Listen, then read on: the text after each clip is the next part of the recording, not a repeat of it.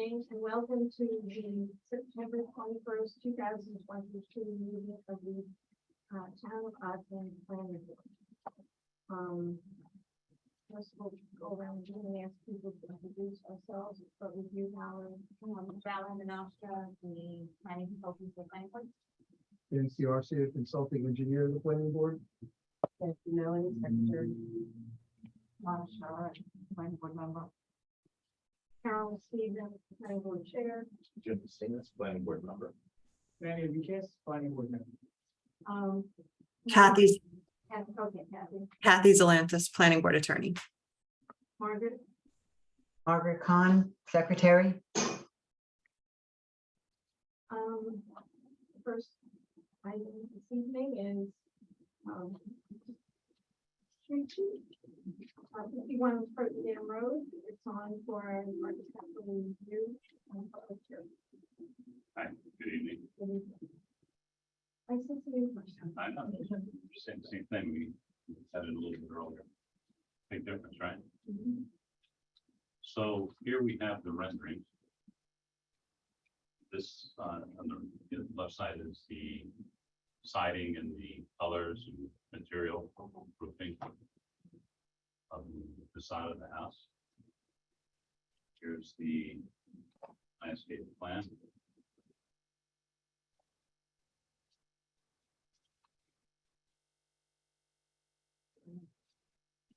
I'm sorry. You want to just want to include that quickly for us? Well, Including right, where, sure.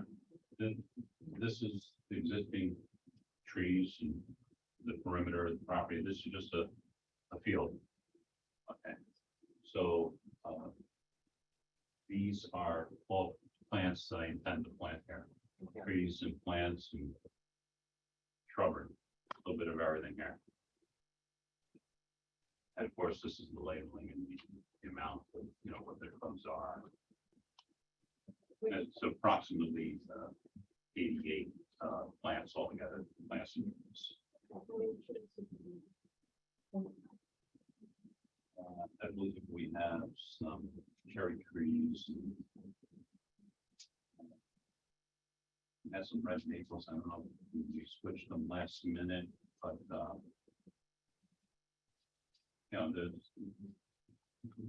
there's, as I mean, I'm a long way from this, okay, but I always, any job I've ever done, I always inevitably put more plants than what I've ever shown. Even the last house that we just did a year and a half, 2 years ago, we put double the plants than what we showed on the plan. And that we were approved for. Are those on these under the legend? Yeah, right. There's approximately 88 of these. are there any trees that are presently on the property people keeping or? We intend to keep everything, this is just the perimeter. Like I said, it's just, it's a great big field. There's no trees here. Okay.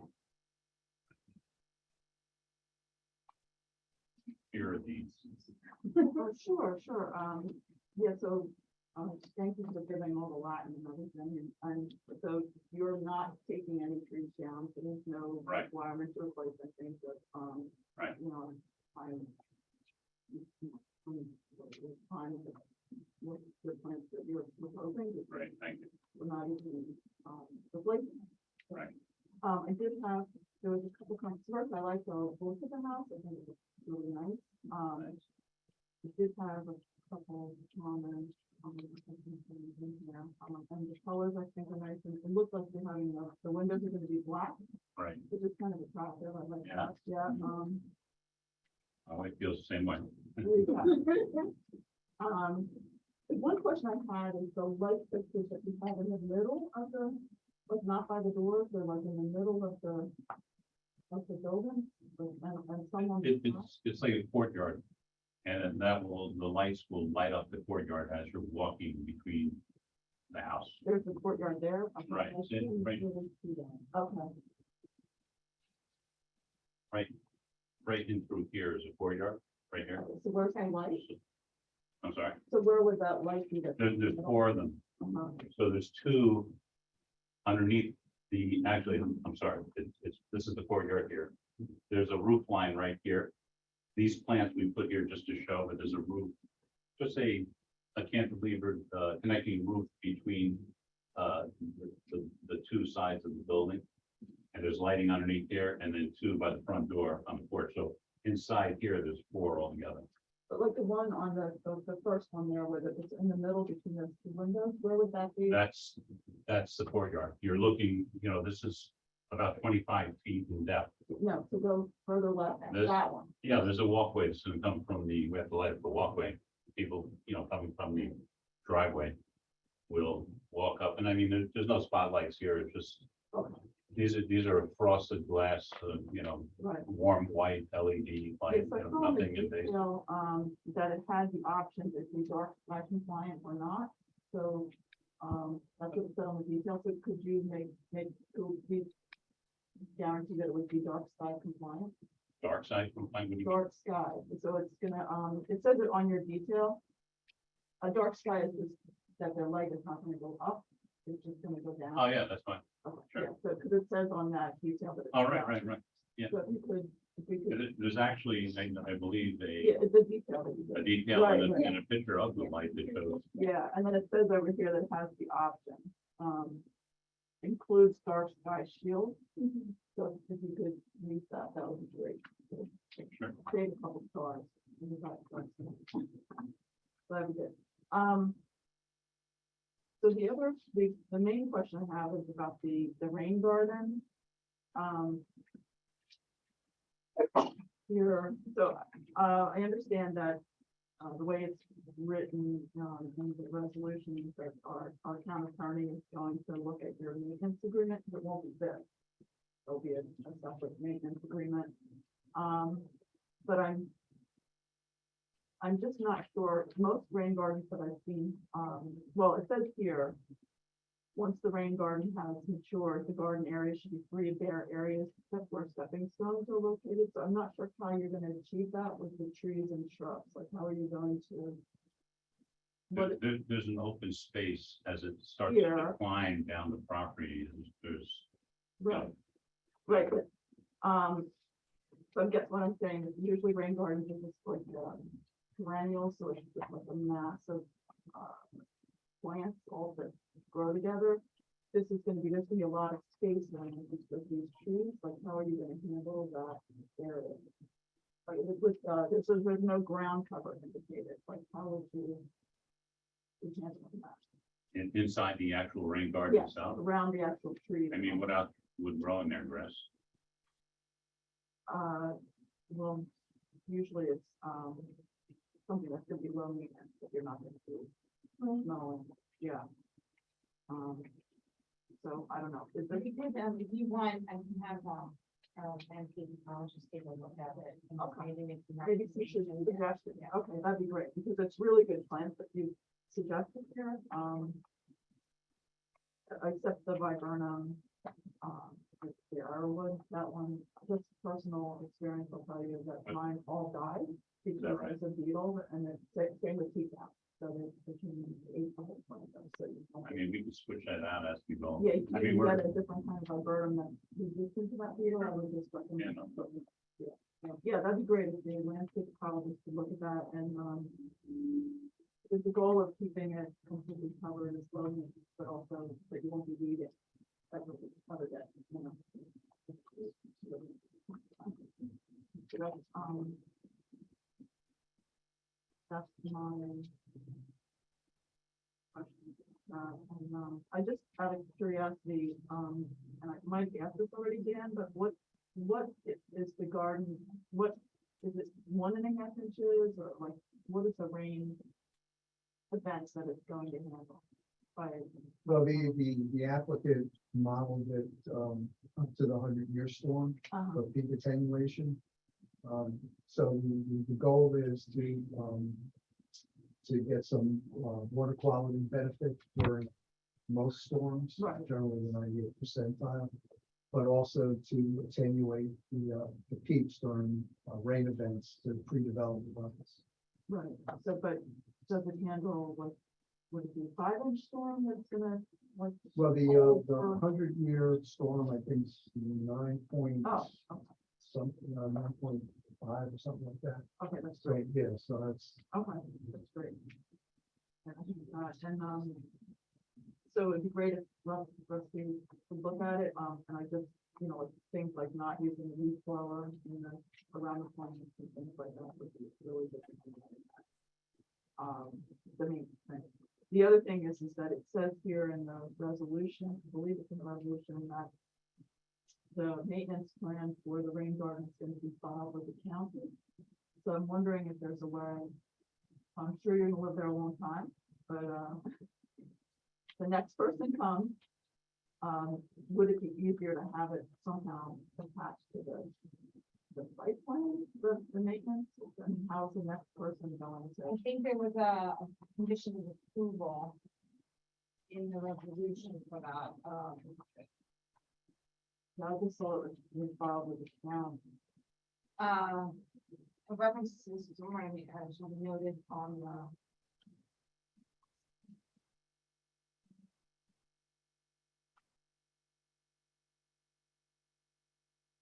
I think, actually. Or the rain garden details shall be reviewed as review, and the plan, the plat notes shall be revised as follows, the rain garden shall be maintained in perpetuity.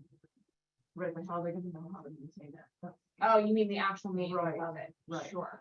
Right, if there was a way to make that easier for future, I think generally speaking, most homeowners don't come in looking for all these records. It'd be one thing if they're buying a subdivision, but things Right. that are, a title search is probably, the agreement will probably pop up in the title Okay. search. So And then they on would the be closing, they'd be made aware of it in that.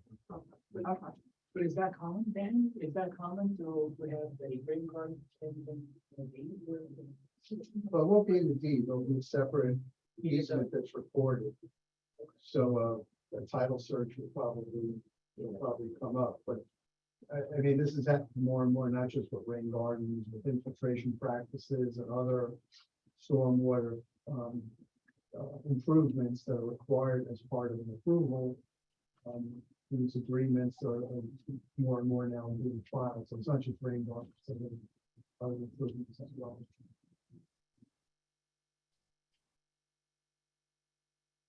Jim? Good. Danny? Well, question, at what stage are the plans? I mean, there, is it gonna be- We're just waiting to sign off on the resolution, we can file with the Board of Health. And we can move forward from there, right? I mean, that would be the next step. This is a public hearing, so is there anyone here from the public to speak on 51 Croton Dam Road? Want to make a motion to open the public hearing since this is a new one? So I make the motion. Okay. Second. Second, all right. Okay. The hearing is now open. Is there anyone here to come in? Let's see the hearing. Is there anybody in the, yes. Anybody that's saying anything hasn't come up to you? Is there anybody with their hand raised on Zoom that would like to speak on this matter? Kikuchi, ARB? I would, Okay. Okay, Mark. Mark Seiden, just to let you know that I am the neighbor to the, I guess it would be south of his property, so my property abuts his property directly. And I can tell you that I think Mark does a phenomenal job. Mark was actually the contractor who did all my extension when I went through all this a little over a year ago. And the quality of Mark's construction is again, as many of you know, I sell real estate and I know a lot of builders, and the quality of his construction is extremely superior. And I have a lot of plantings, sculptures, gardens all over my property. And when Mark was bringing his equipment onto my property for the extension, I lost nothing. He protected everything. I didn't lose a leaf unless it was grass. So I just want to let you know that as a neighbor, as someone who's gonna have to live through all this construction, as someone who's gonna have to live with that house being to the right of my driveway the whole time, I give this 3 thumbs up and I only have 2 to give. Thank you. Thank you, Mr. Simon. Is there anyone else in the virtual world? Okay, so,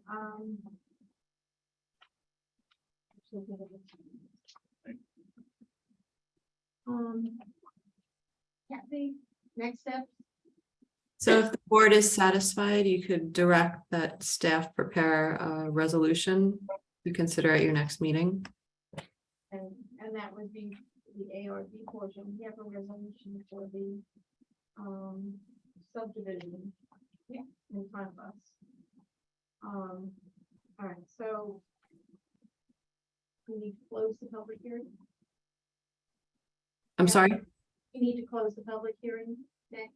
Well, we generally keep it open just in case anything comes up. We can close it at the next meeting. We should continue the public hearing and then just in case anything comes up or there's new submissions, the public hearing remains open. Right, so we will.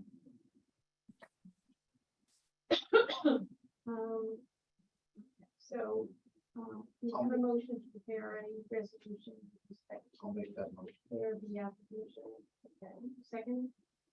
Okay. And, Simon, how do you vote? So what are we voting on? The, motion to ask staff to prepare a resolution with respect to the area. Manny, how do you vote? Oh, yes. Jim? Yes. And I vote yes as well. So, next time, Valerie, will have a resolution. Yes. Okay. With respect to the resolution on the subdivision. That in front of us, anybody have any comments? I have one, just, unless I'm wrong, Valerie from page 3, 2C. I think that should be, the last line, also give notes.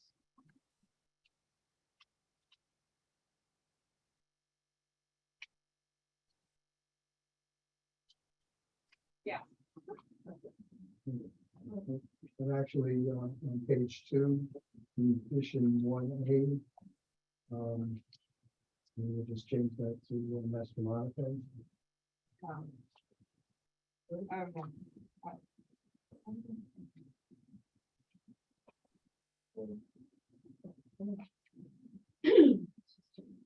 Okay,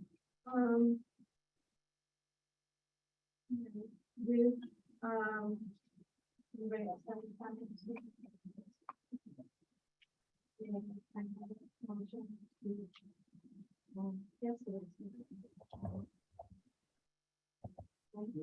Yep. Second. Second. Donna, how do you vote? So I'm voting yes because I feel like they, I think that, will pitch my concerns. Thank you. Manny, how do you vote? I vote yes. Yes. And I vote yes as well. So, that resolution. passes. And,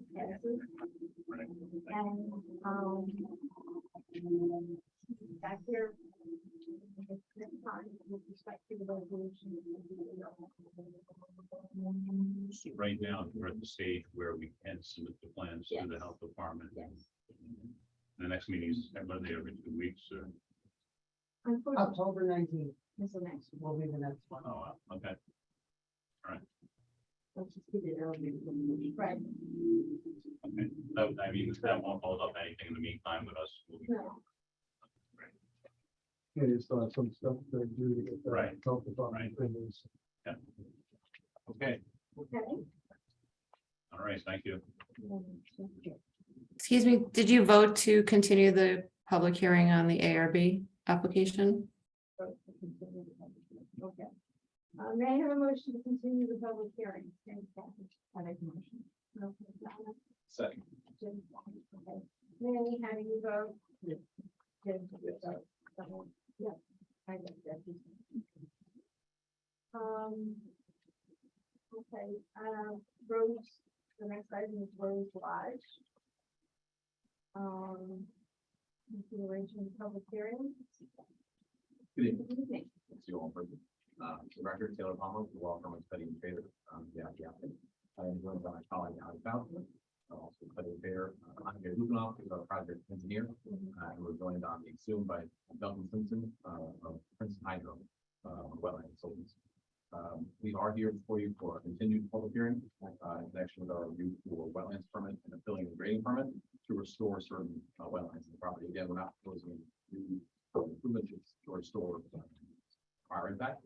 Since we last appeared before your board, or last spoke, there was a number of members that had previously visited the site, site visit there. We were last before you on September 7th. We did have a chance to speak to Mr. Coleman, the wetland consultant, about his comments. We did review those directly, and Duncan is currently in the process of adding the majority of those onto our plans. The only detail that we've spoken with, and Mr. Coleman agreed, but we'll ultimately, of course, sign off on the plan, is that we're not going to be installing certain shrubs and trees, because we showed them the existing conditions, which did not have, we had photos of the existing conditions that didn't have those communication, and the 10-foot vegetative filter strip, so just the green vegetative strip would be 10 feet. We also noted to Mr. Coleman at his suggestion that we relocate the sand pile out of the wetland buffer. So there was a question that had come up at the last meeting about moving what was going to be done with that stockpile. It can certainly be used elsewhere on site, but it would be removed and moved out of the wetland buffer for the purpose of this application that's before you. We are in receipt of the town environmental advisory committee's comments that we got yesterday. If you've had a chance to review them, they're generally consistent with Mr. Coleman's comments, which we're willing to and are incorporating into our plan sets. If the board will only have Duncan go through those comments again, we did really discuss them at the last meeting, but we're pleased to do so. The board sees fit. Otherwise, we're certainly here to answer any questions. Yeah, I have a question. So you're saying you're doing a 10-foot from the pond? Because I Yeah, think last week, or the last meeting, so you can do 50. So we spoke to Mr. Coleman about that. So we had been concerned about the width because it was much wider than had been the disturbance area. And he agrees that 10 foot is appropriate. So we showed him the photos of the pre-existing conditions, and he agreed that 10 feet was sufficient for the amount that we're improving. So we're also doing all of his other suggestions that were just recommendations, not requirements, like the aeration. We're dealing with the we're putting more rocks up to help, exactly. So we're doing a lot more than, I guess, what was more suggestion than requirements, so to speak. So I think he was comfortable with the 10 foot buffer strip. So it would be good on the years we did include advising, not really advise the owners to consider not using lawn chemicals in the buffer, in the entire buffer area. If you're gonna have a lawn there, because 10 feet will not mitigate nitrogen. That's why we have a 100-foot buffer, so they could just not use the chemicals. So that's what it's still eventually. Sure, and I don't know that she uses them on any of the other properties, but I don't think that would be an unacceptable condition, especially with the water body. Yeah, that often happens when there's areas that the grass doesn't grow well. Sure. Doesn't grow well there. People grow a lot of times. So that would be great. And then my other question is, what is the purpose of keeping the sand pile anyway? It could be utilized for any other stabilization areas that are not in the wetland buffers or elsewhere in the property if you're using it as not for a foundation, but for other improvements. So there may be other berms or other areas that she may utilize. And you can really use it for anything, but we're just going to take it out of the buffer, so there's no concerns as it relates to the wetlands. It's usable material. It's just not for the beach. Thank you.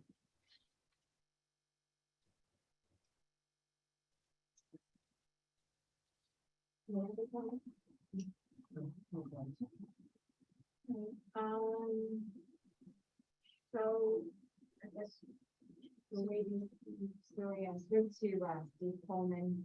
So he is still working with the applicant. The applicant is making revisions, so clearly the revision's not ready for this meeting.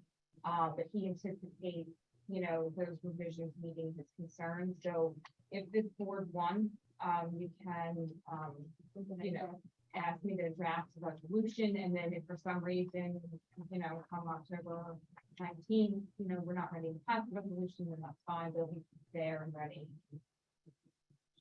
That should be doing the next step. Yes. And I did provide you a part two and determinations.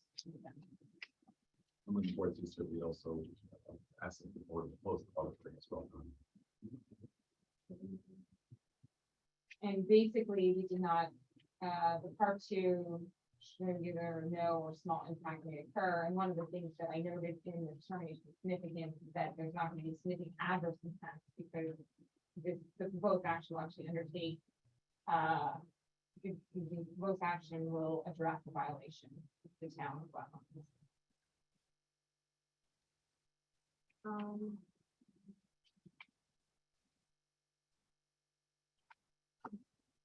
So,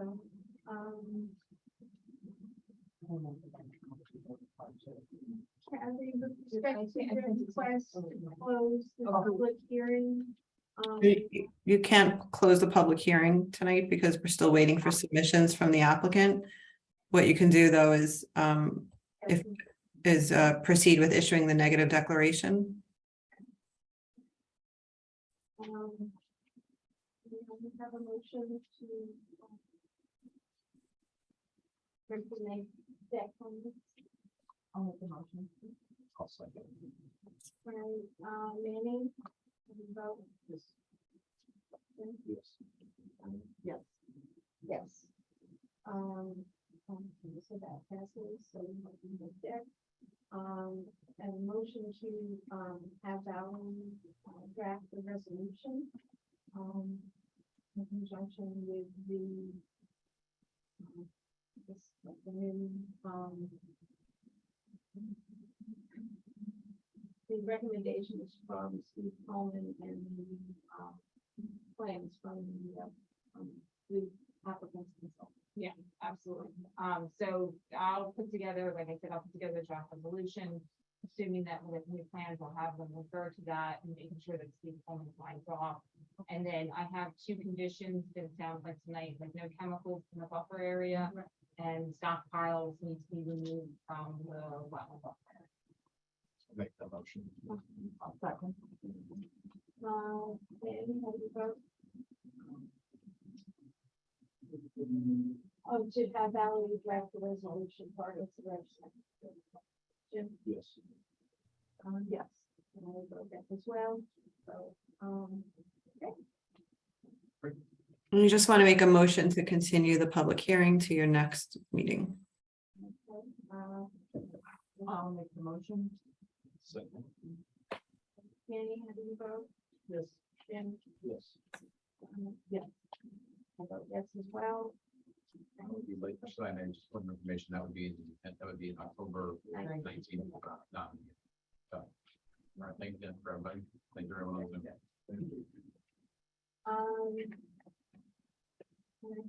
I know there's Sarah Rustica. Is there anyone here? Sarah Rustica. Good evening. I'm on Zoom this evening. Corey Salma from Zarin and Steinmetz on behalf of Terra Rustica.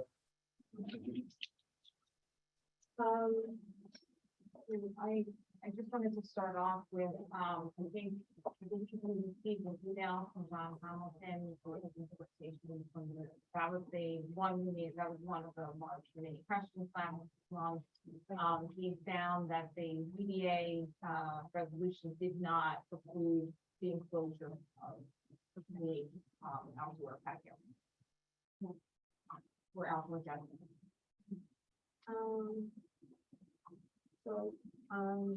I just want to note that he also said that it was his understanding that that area would not change and that there would be no heating. So it would be essentially the same use that it's being used for now. So I would just want the applicant to confirm that the area that they're proposing to enclose will not be heated.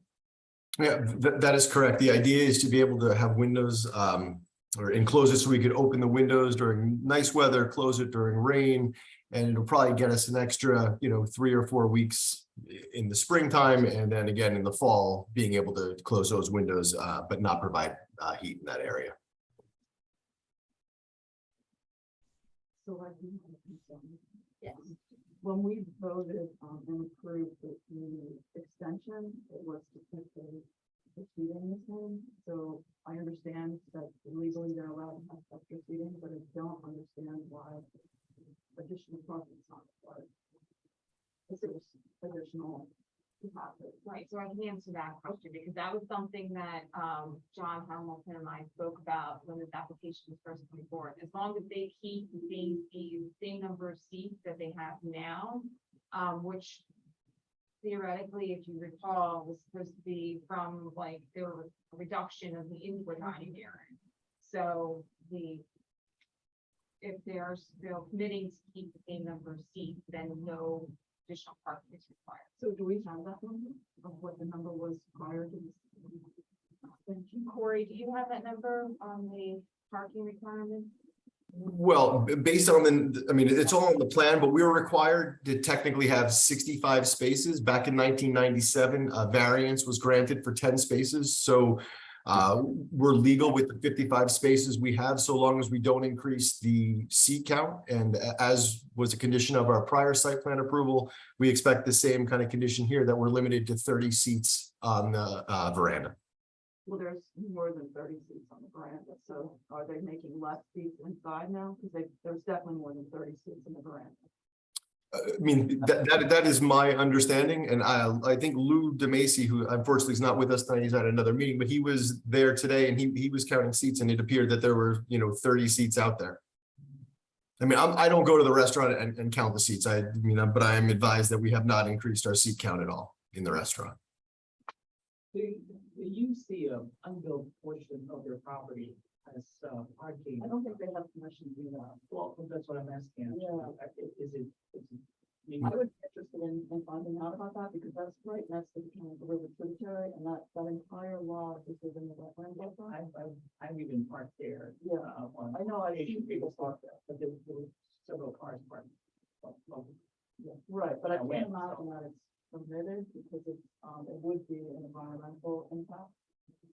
So, these are the questions that should be, because now they're parking also across the street. And walking over.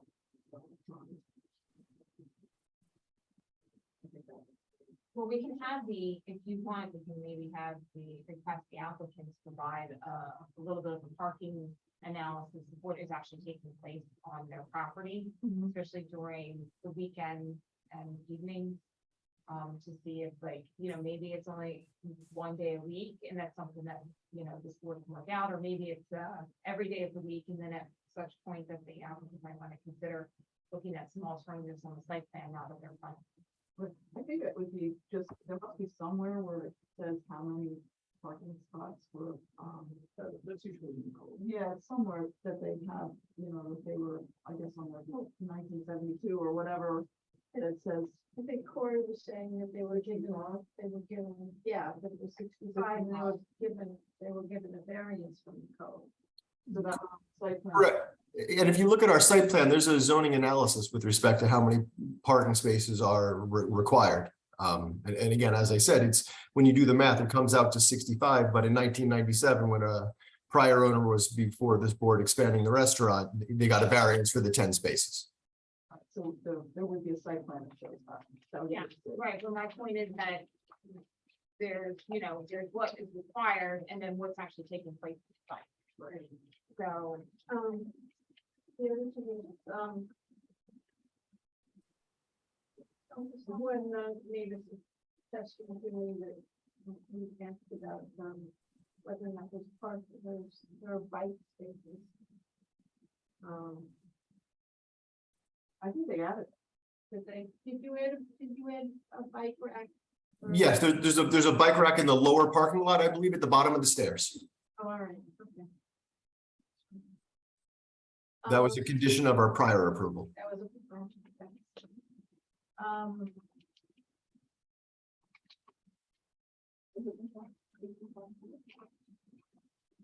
They've got a variance.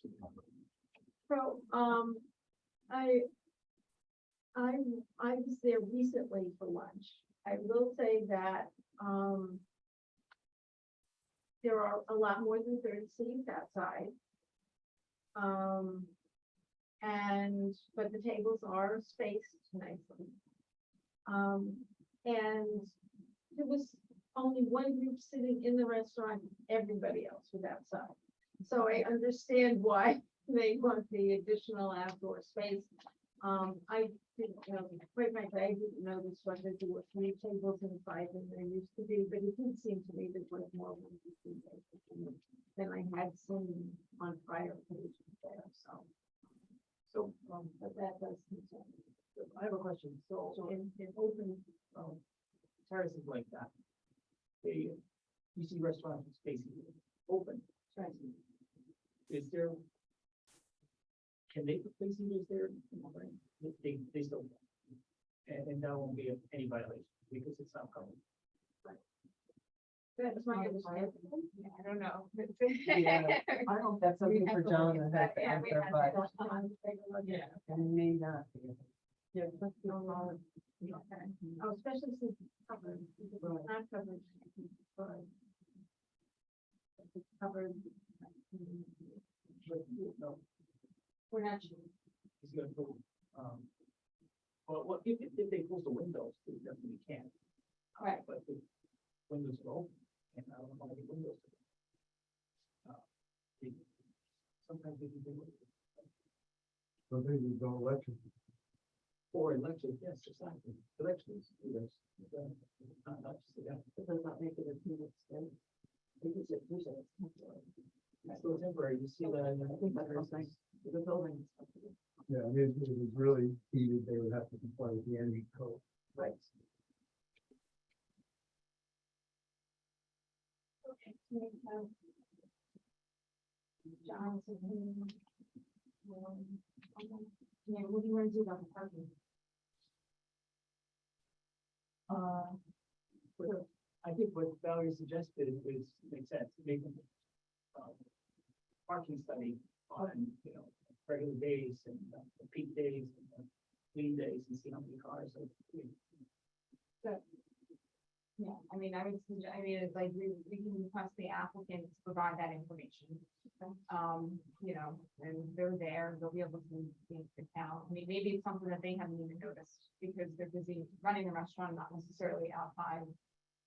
Counting their cars, but at least then we'll have a better sense of where the issue is rising and what days and time. Okay. So, can we get them to do a parking analysis for us? I'm just a little confused on what the parking, what the purpose of the parking. The issue is if you're in front of the board now, and if there is clearly a parking situation that needs to be rectified, that this board can consider that as part of the site plan amendment. Okay, and what, I mean, in the parking, we don't think there's sufficient parking. I mean, it's illegally zoning compliant parking. I mean, we meet the standards of the code.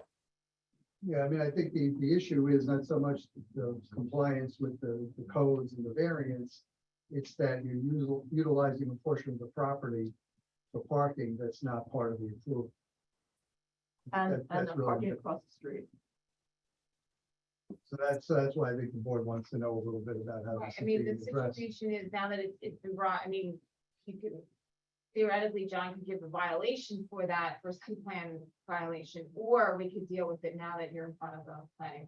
I mean, I'm not necessarily opposed to the parking now. I mean, have there been, I mean, we haven't heard from Mr. Hamilton at all that we have any issues. We've never gotten a notice of violation, anything to correct any issues.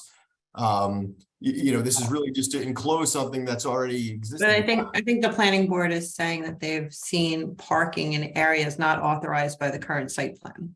So that's the issue. I mean, I understand it. It's hard for us to control where the public parks. I mean, we're zoning compliant and, if somebody parks somewhere else, I'm not sure how we control that. Yeah, but that's your property, so maybe you need to, indicate that that's not an area for parking. That's the So I concern. mean, so a no parking on the grass sign in that area would be sufficient? I mean, I don't know what the solution is other than, and maybe it's not an issue. We need to first have the analysis to understand whether it's an issue and whether we can address it. And whether the parking needs to be expanded or not. Again, I'm not sure how this is related to the application that's before the board, but if we want a park Well, analysis, you're seeking an amended site plan approval and it looks like you're not in compliance with the original site plan. in what way? Because I just mentioned that there's parking in areas of the site that weren't designated on the site plan for parking. Is that correct? Well, but it's a grass area. I mean, it's obviously not designated for parking because Right, it's. so if you're parking on it, then you're not in compliance with your site plan, Well, no, but right? that's what I'm saying. If that's what the issue is that everyone is bringing up, then I'll just have a no parking sign put up. I can put up bollards. There's any number of things that we can do to prevent people from parking on the grass. Are you concerned about the people that are coming to your restaurant? That they would want to be able to park? And I mean, again, my client has never raised any concerns with parking. I mean, again, if just tell me what the scope of the analysis that you want is, and I'll talk to him and. Well, maybe your client never raised any concerns about the scope of parking because the parking is being done on the grass. So there's parking that's sufficient if you don't follow the actual site plan. But if you're required to actually conform to the site plan approval, you're not supposed to park on the grass, so. So what's the scope of the analysis that you would like to see? why don't I'll send you an email with the scope, but basically it's gonna look at your, peak dining times and the amount of parking spaces that are needed on site, or that amount of cars that are on site.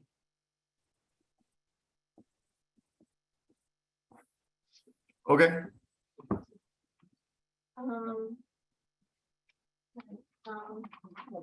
This is a public hearing. Is there anyone here from the public to want to comment? All right, so, have a motion to continue the public hearing. And you'll get back to us with the parking information in the next hearing. Is that good to you? The next one is, the next meeting is October 19th. sure. That, I mean, if, Valerie, if you can get me that email this week, I'll get my guys on it. Great, thank you so much. Okay, so I'll make a motion to continue. Thank you. Okay, Jim, you vote yes, okay. Manny? Yeah. I vote yes. Okay. Thank you very much. Rinaldi subdivision. 39 Stormy Town Road, request for extension of time. Resolution items. Hi, good evening, members of the board. My name is Justin McLintoe of the Langen Hearing. Here on behalf of the owner of the property, 39 Stormington Road, which is a 9-lot subdivision with roadway improvements, stormwater, storage structure. I was in front of you back in June 15th, requesting for 2 90-day extensions on the final subdivision approval. There were some conditions that we were trying to resolve during that time, as well as obtain the health department approval. Unfortunately, since that, those extensions have been granted, have not been able to satisfy all the conditions. There are, my understanding, there's 2 outstanding items that we're still working on. One is just getting the engineer's cost estimate approved, which we have submitted to the town. And second is, I believe it's obtaining a letter from the town mentioning, taking ownership of the water main and ownership of the water main, which we provide for the health department, which I believe, from the health department standpoint, is their last updating item prior to approval from there. So I'm here tonight to ask for another 90-day extension on the final subdivision. I hope so. I said that the last time as well. And, we took care of a lot of the bullet items. And we're just at the last 2 or 3. And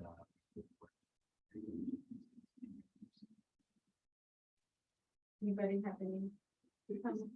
Yeah, is there a restriction on how many 90-day extensions we can give a contract for that's? No, you can grant as many as you want. There used to be under the law, but the law was changed. Okay, you can make. 90 days. I mean, I can give you an update too. I've been working with the applicant's attorney on the stormwater maintenance agreement, on the declaration. Those are near final form. I know the applicant, or there was a discussion at the town board meeting last night about naming the road. And I believe they decided on a name of a World War II veteran. So that was something that the town, so that name is needed in order to, for the declaration to be finalized. So like the applicant said, you know, I think they're in the final stages of this. So is 90 days enough, Kathy? I mean, I asked the applicant's engineer if 90 days was enough, and he said yes. So I'll make a motion for 2 90-day extensions. Just, I think they just need one, but it's up to you. You'll take one, okay. So we'll make a motion I'm for back, that. I'm bringing it up.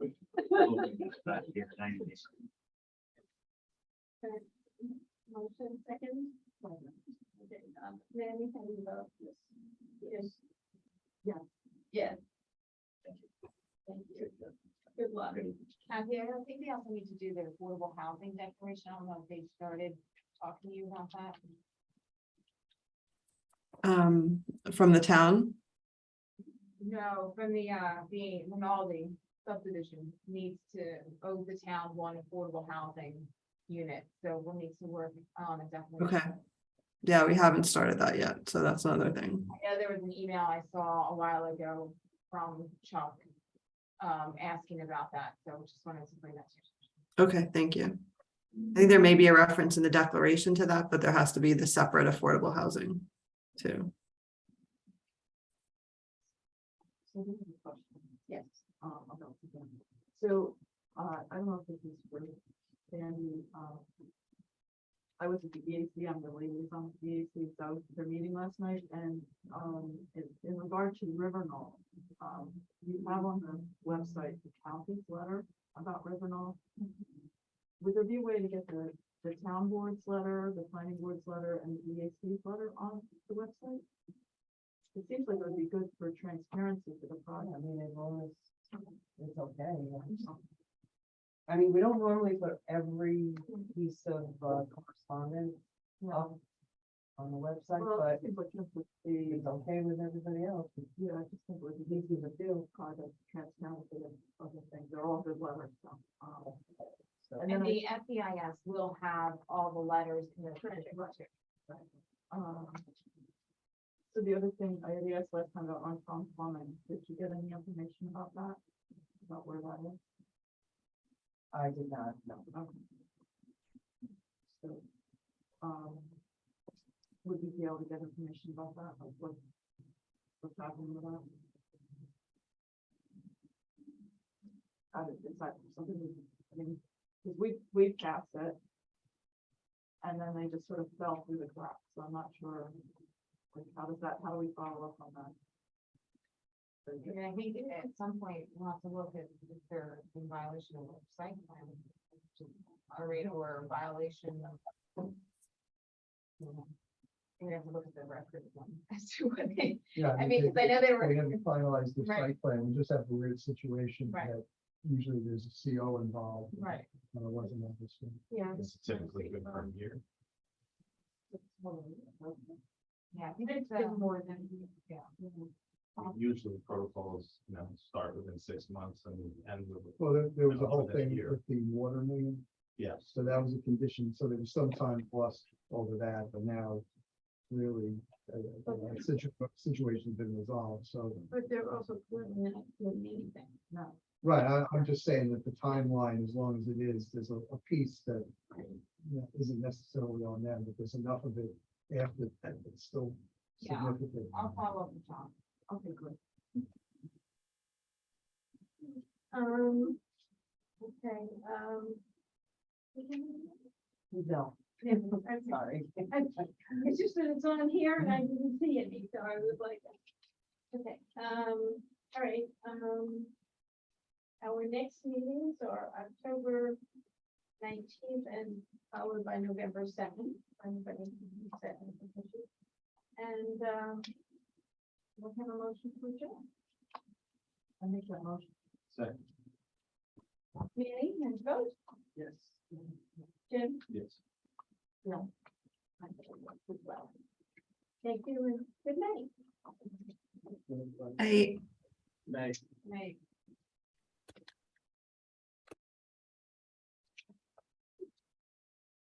Maybe all of you. What do you think?